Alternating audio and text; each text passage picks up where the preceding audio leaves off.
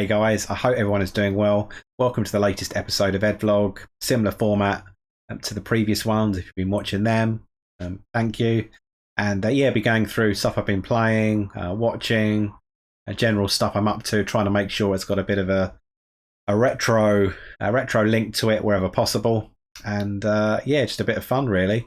But today in the UK it's Father's Day. Not entirely sure if it's Father's Day in other parts of the world. I know the US, for example, have Father's Day, Mother's Day, slightly different times. So maybe it is, maybe it isn't. Who knows? But right here in Blighty, it most certainly is Father's Day. And yeah, I've had a fairly relaxed one. Haven't done too much. The missus did ask, what do you fancy for Father's Day lunch? So I was like, oh, awesome. And I opted for a bit of a school dinner, to be honest, like sausage, beans, and chips, with a bit of barbecue sauce on the side. So that was pretty good. And yeah, you got nice few little prezzies. The main one is this cracking He-Man Master of the Universe T-shirt. So Bosch, this was straight on order of the day. So yeah, it's been a good one. Fairly relaxed, few little cheeky video games this morning with my son. And yeah, and I thought, right, let's lunch done, grab a bit of time, come upstairs, and I better record the vlog. So let's get stuck into it. So work has been like crazy busy, and I keep thinking, right, I want to get stuck into, keep calling it Breath of the Wild, Tears of the Kingdom, maybe the not so new Zelda game now, but yeah, just haven't got the time, and want to, play that game where I can literally put a few hours in as opposed to a few minutes here and there. It's not really my style, and otherwise I'll just go back into a game and arguably just forget what I've done in the previous go. So the games I have been playing are fairly short and sweet, and yeah, kind of an array of stuff. Let's have a look at what we got on the list. So one of the games which I don't have a copy of with me upstairs is a game for the Vectrex. So I have the Vectrex downstairs in the kind of little kitchen area, and yeah, it's on the side. Put it on the bookshelf.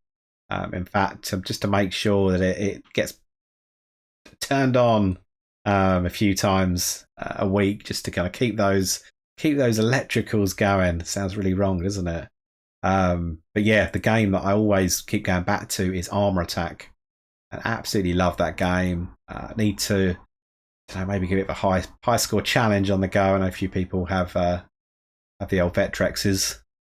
That's the right plural term. But yeah, it's awesome. We play a little tank in a kind of very straightforward maze or kind of setup, and you got a couple of typically 2 to 3 other tanks after you any given time. You got like a helicopter that kind of swoops over, and you've really just got to literally cover your bases and just take out as many as possible, and just grab that high score. But it's such a straightforward, a simple game, but it gets tougher and tougher. And the enemy fire is fairly rapido. If you're in like the wrong place, it catch you in the wrong angle. It can take you out, fairly quickly. But yeah, lovely little game. So I've been playing a bit of that. Only when I've been cooking or stuff, or waiting for the oven to do its thing, then yeah, a little bit of Armour Attack doesn't go amiss.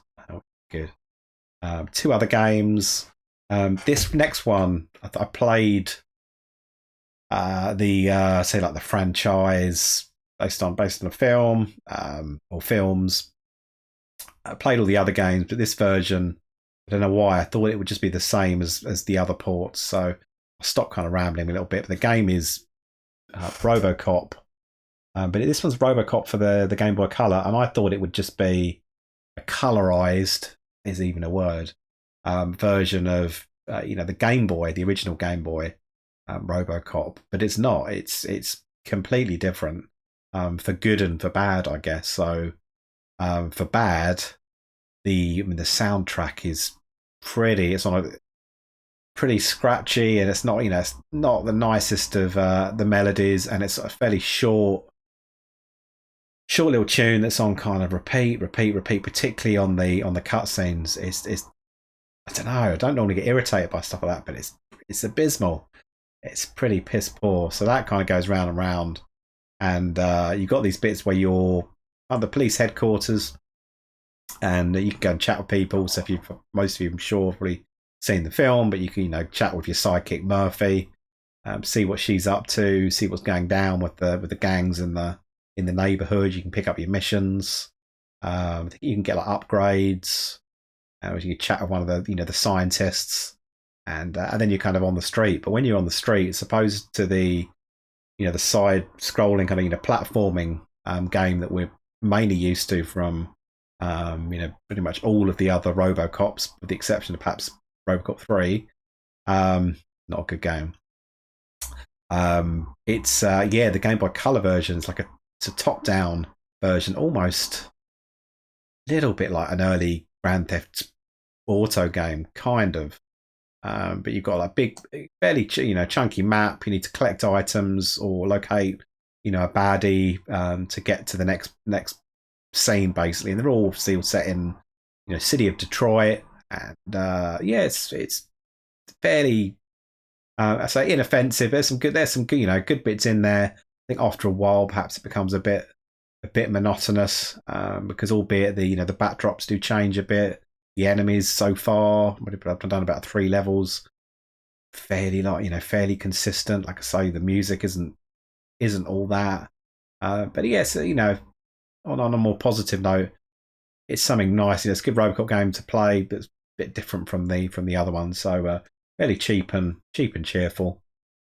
So not going to grumble at that one. So RoboCop for the Game Boy Color, and the final one is kind of a new game, but based on one of my original old favourite games, and massive glare. Got Street Fighter. It's Street Fighter 6, isn't it? As you can see for the PlayStation 5, albeit what comes out in every bloody flavour there is. But really loving this. I've skipped a few Street Fighters. I don't think I've ever played Street Fighter 5.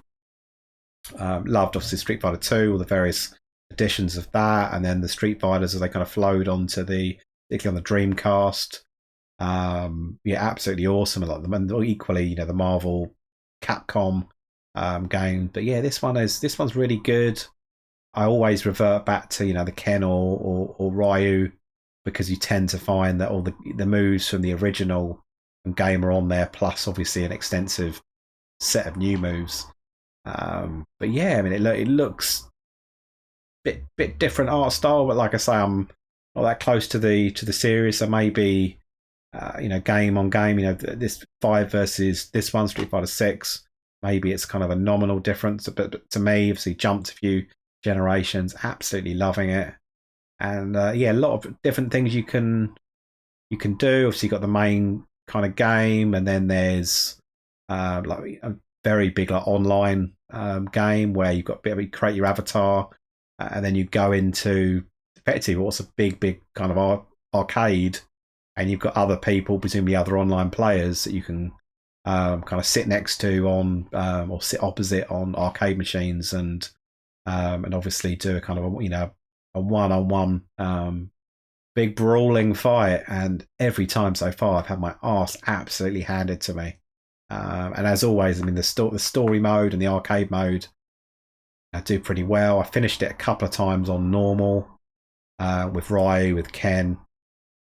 Tried it with some of the others, and it just not quite there yet. And thought, right, I think I'm ready for some online. But geez, that was tough. That was tough. But there's some new, or exactly what they called it. It's like, you've got like a drive gauge now, so as opposed to accumulating, kind of special move powers, you've also got this drive gauge, which you can do things. You block moves. You can do like a super kind of powerful move, but you've almost got to try and really like bluff your opponent, because if they see that you're doing it, they do a certain type of block, and then they counter it, then pretty much it reverses round, and then you're the one with little to no damage. But absolutely good, cracking game. Looking forward to ideally getting a lot better with Ken and Ryu, and then trying out some other characters. But like I say, to work through, I think you can choose how many opponents you've got, and I did it with 12 opponents, so probably within like an hour. That was probably the longest one I've done to get through it. And they obviously, as always with the games, they randomize who your opponents are going to be each time you play. When they kind of step up the difficulty, obviously as you work your way through. But yeah, pretty decent. And that's it for the games in the last couple of weeks. So I had a few things on the old telly this week, but the one thing I'm going to talk about is a film I absolutely love, but I think my memory is failing me because I thought part of the timeline extended a bit longer than it did. What do I mean by that? Because I'm bloody rambling again.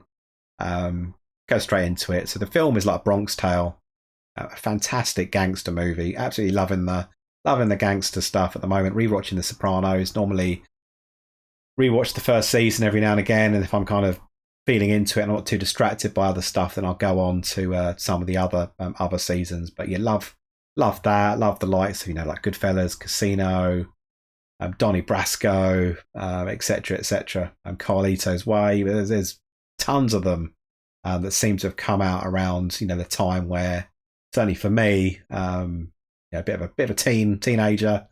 The good old 80s and 90s. A lot of these films kind of came out around that time.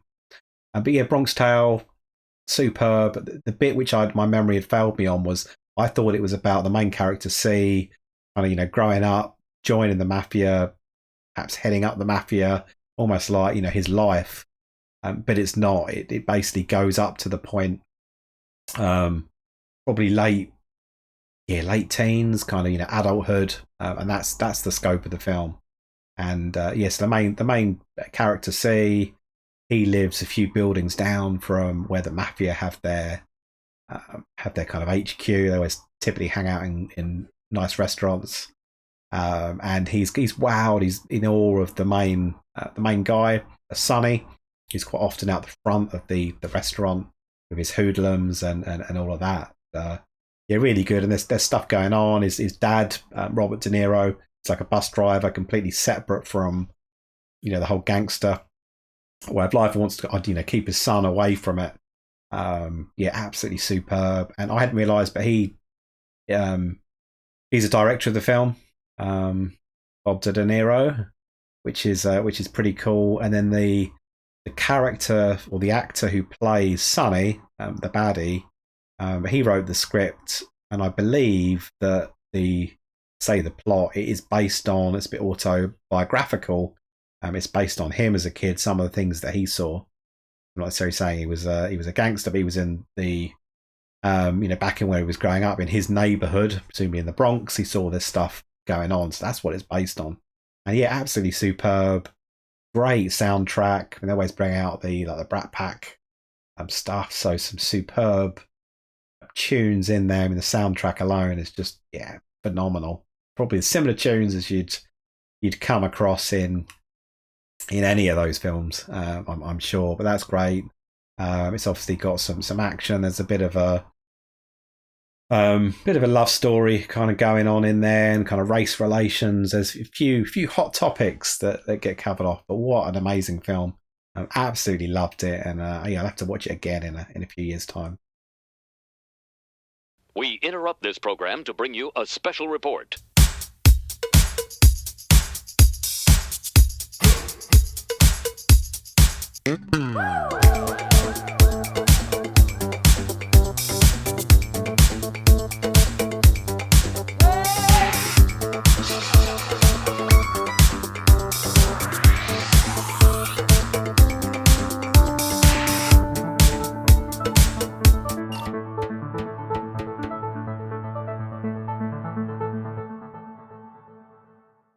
So there have been a few things on the old playlist. Been trying to get healthy. Been trying to lose a bit of weight, and where possible, just having a quick stroll around the block or whatever at lunchtime.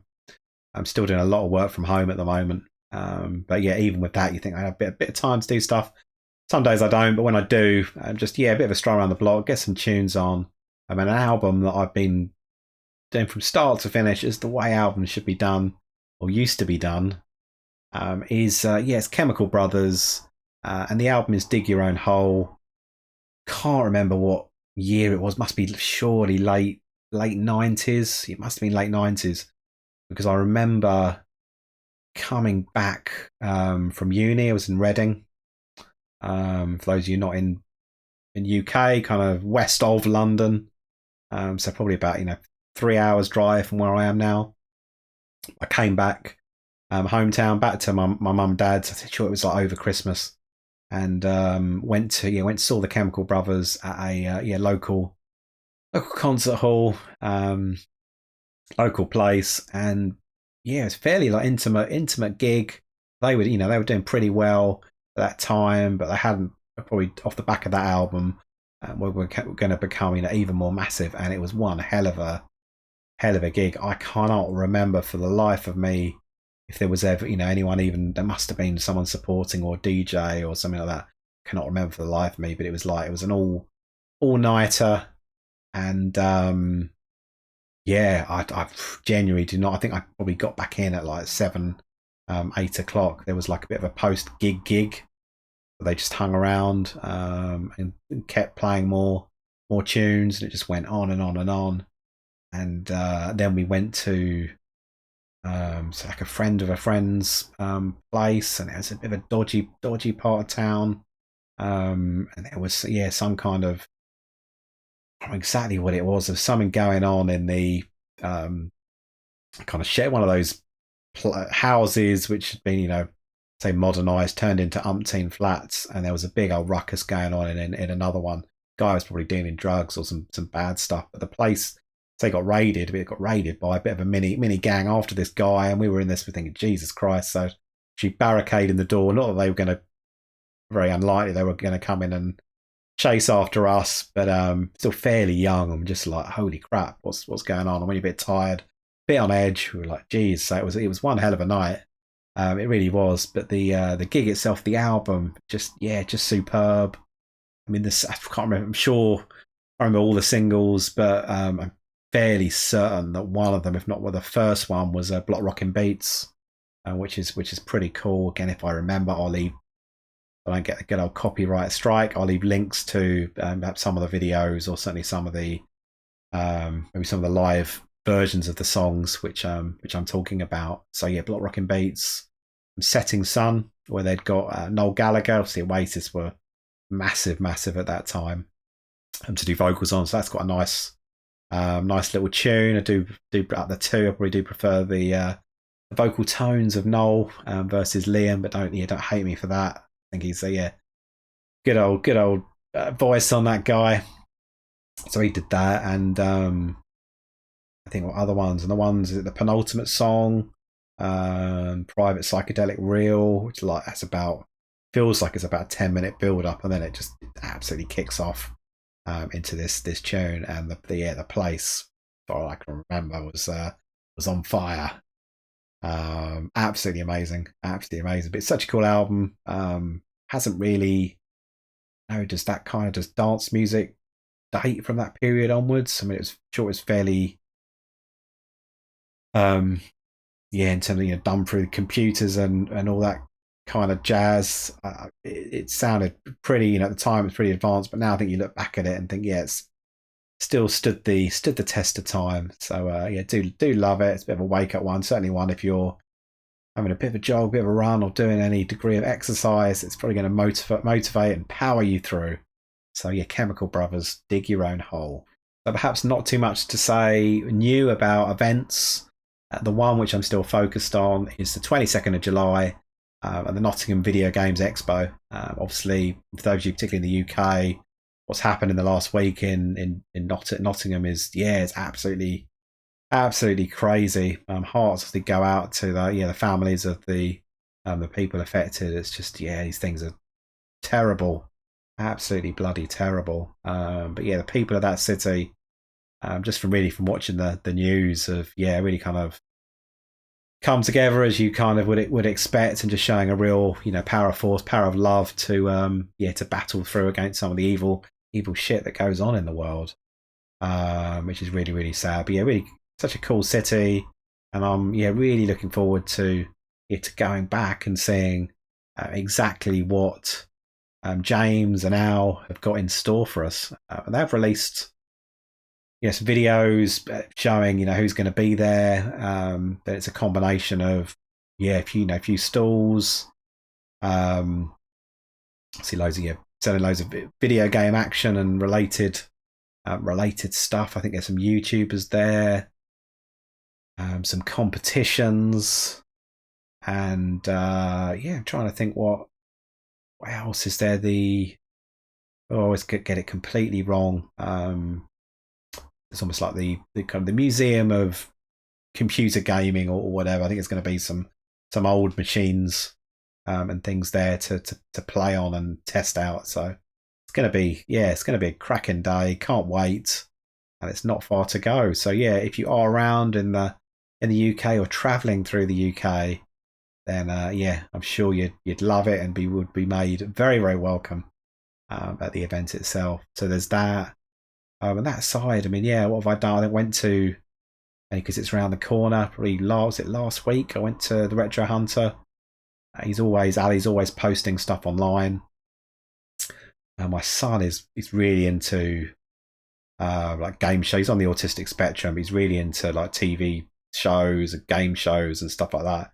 And he's obsessed with Countdown, Tipping Point, which again might not mean much to you if you're outside of the UK. I don't know how far any of the shows have gone, but the one he's loving is The Weakest Link, and there's a PS1 game for that. I don't have a PS1. I didn't have a PS1 until Ali showed a picture of one with the official the screen that goes on the PS1, as in the I don't know, like the updated model, the kind of the slimmer or the more modern version, I guess, the more modern version with the screen attachment on top, and it's beautiful. Kind of has no nothing on the screen. It's just been very, very well looked after. It's been recapped. It's proper TLC. So my son is going to love that. And you had a good look around the shop, and there's tons of things. I think Scott, so Marathon Gaming, he was there not that long ago. I think his video either put out today or yesterday, going through some of his trade-ins. He's also got loads of footage as to what Ali's got in the Retro Hunter. So I remember I'll leave a link to Scott's video and go and check that out and check out the store and what's there. A few people, Big Game Al, for example, I'm sure, was it last month or whatever, he's visited, and he's since the store has effectively doubled in size. He did a fairly detailed video going around showing everything. So that was pretty cool. And I was in an RN for this week's shout out. Wasn't quite sure who I was going to cover off. Was it going to be game related, non-gaming related? And then all of a sudden, saw a little trailer, a little heads up as to a video that someone's going to be putting out. I think it's next Sunday. So what's that? The 25th of June. And yeah, it's a documentary. I think a 2-hour documentary on one of my favourite games. Probably my most favourite point and click game from back in the day. So the game is Day of the Tentacle, amazing LucasArts game, and the channel is on a retro tip that, again, most if not all of you will know. The Awesome Pete, cracking channel. Talk very quickly about the channel itself, and then we'll focus a bit on Day of the Tentacle. But the channel is kind of someone I genuinely look up to in terms of just that professionalism, the editing, just superb attention to the detail. He doesn't do, not there's a magic number when it comes to how many videos should a YouTube channel kind of put out, but there's probably a fewer videos, less less quantity, but like super spandayu in terms of quality, absolutely amazing. And so he's done, he's one of the biggies prior to now was an extensive documentary around GoldenEye for the N64, where he went and he interviewed pretty much the entire team and got their kind of anecdotes. And then I think there was some kind of follow-up vids where you saw each of the individual, perhaps an extended version of those conversations. And that was a game which, again, I played back in the day, probably about 16, 17. A ton of hours into that, hundreds of hours probably into that, particularly on the multiplayer mode. So that was really cool. He does that and spends a lot of, I think there's quite a few videos he'll do around the new games for old consoles, be it like Mega Drive, games, so kind of indie developers, putting out new games, new carts. It gives really honest reviews. It's not as quite a few people that everything is. Quite a few people, quite a few YouTube channels you watch, and everything is very positive. Where with Pete, something's great, he'll say it's great. But, if there's bits which aren't so good, then in a constructive way, I'll put that across. So for me, watching those videos, I kind of come away with a bit more. Everyone's got their own kind of views and perspectives, right? But I kind of watch it and I think, okay, that's something which he's kind of into. Then potentially it's something I want to think about or explore if I don't know, much about it. So really cool. So I had the Tentacle. I mean, it's a game. We had it for our first PC, our family PC. I bought a sound blaster, so one of the early sound cards, just so I could hear the sound of the voices, particularly on the intro. And the intro is just like beautifully drawn. And I think it'll be good if it was just seeing the visuals and the subtitles, but to have the the vocals in there as well, and the full glory of the the sound effects and the soundtrack, just amazing. So I love that. I can't wait to watch that documentary. So that's a week today, one for the diaries, and another thing for me to try and remember to put in the description. And that's it, guys. Thank you so much for watching. Before you tune out, just want to say big thank you to everyone that's subscribing. New subscribers also, if it's one of your first vids or the first crazy Retro Ed UK vid that you've watched, thank you so much. Really appreciate it. If you don't subscribe and you want to consider subscribing, then cool. Where the button is, it's free and all that jazz. So I'll just leave you to your own devices. But you love having you around. See you in the comments. Let me know what you've been up to, what you've been playing, watching, reading, even any kind of recommendations, places that you're visiting, even if they're not in the UK and not places that I can easily get to. Would still love to hear about them. And with that, I love you and leave you, and I'll catch you on the next one. Cheers.